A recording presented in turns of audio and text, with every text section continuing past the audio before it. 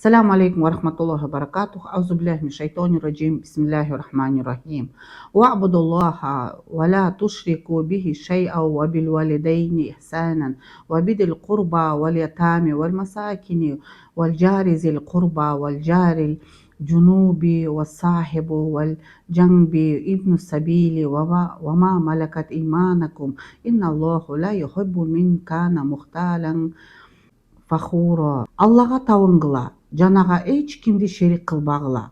Ата энелерге, бир туугандарга, жетимдерге, кедейлерге, албетте жакын туугандарга, коңшуларга жана тууган эмес кошунага, кесиптеш жолдошторго, жолоочудагы жана сенин кол алдыңдагы иштегендерге жакшылык кылгыла.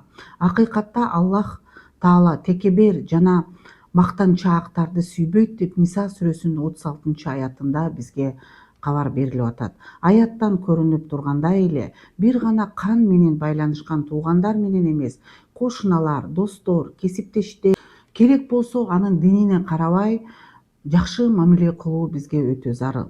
Пайгамбарыбыз Мухаммед саллаллаху алейхи вассалам ар дайым сахабаларына кабар алып, аларга зыярат кылчу эле. Илгери адамдар досторуна, туугандарына баруу үчүн чөлдү кесип өтүшчү эле.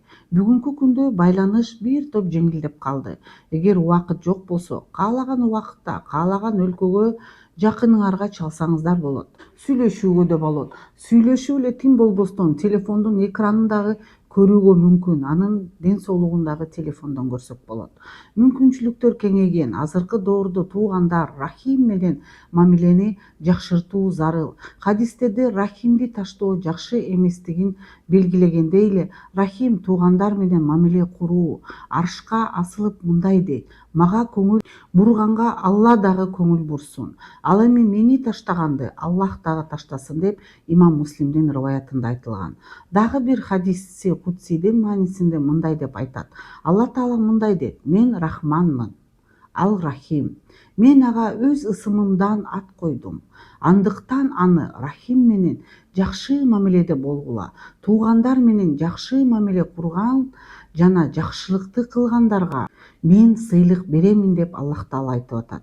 Ал эми туугандарды менен мамилени үзгөндөр да анда куржалак калышат. Абу Даудтун риваятында. Урматтуу момун мусулмандар, келгиле биз өзүбүздүн тууган уруктарга, кошуналарга, бир туугандарга, чогуу иштегендерге жакшы мамиле кылалы, зулум кылбайлы.